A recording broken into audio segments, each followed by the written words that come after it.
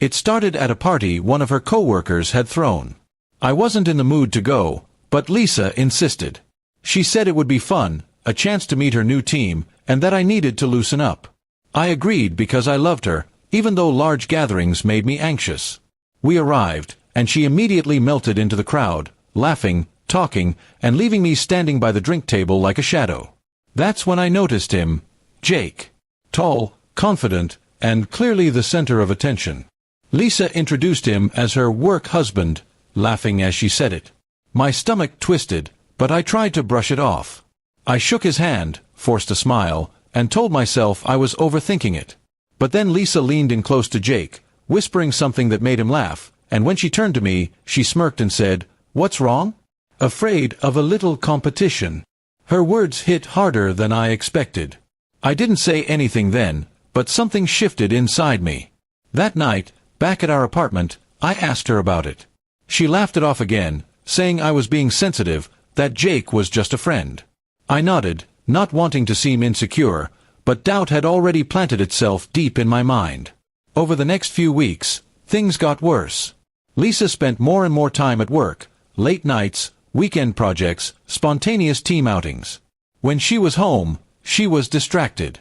Her phone became a permanent fixture in her hand, and she always seemed to be texting or smiling at something. When I asked who it was, she'd shrug and say, "Just work stuff."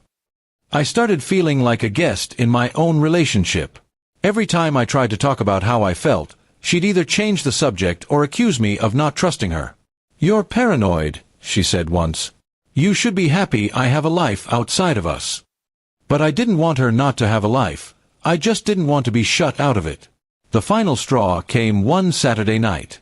Lisa told me she had a work dinner, but I found out through a friend that she and Jake had been seen together at a bar, alone, laughing, holding hands. When I confronted her, she didn't deny it. Instead, she looked at me coldly and said, "Maybe Jake makes me feel more alive than you do. Ever think of that?" Her words shattered whatever was left of my heart. I packed a bag and left that night. She didn't call. She didn't chase after me. It was like I never mattered. For weeks, I replayed everything in my head, her teasing, the distancing, the lies. I blamed myself at first, thinking maybe I wasn't enough, maybe I had pushed her away. But time gives clarity. I realized Lisa wanted me to feel jealous. She thrived on the attention, on creating competition for her affection. It wasn't about love for her, it was about control. That line she'd said, "Afraid of a little competition," wasn't a joke. It was a test. And I had failed it by staying as long as I did. I slowly rebuilt my life. I started therapy, focused on my career, reconnected with friends I had lost touch with while trying to keep my relationship afloat.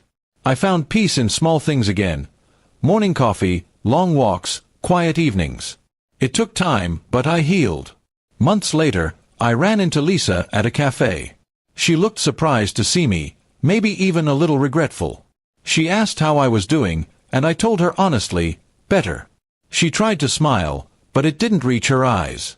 Before she could say anything more, I wished her well and left.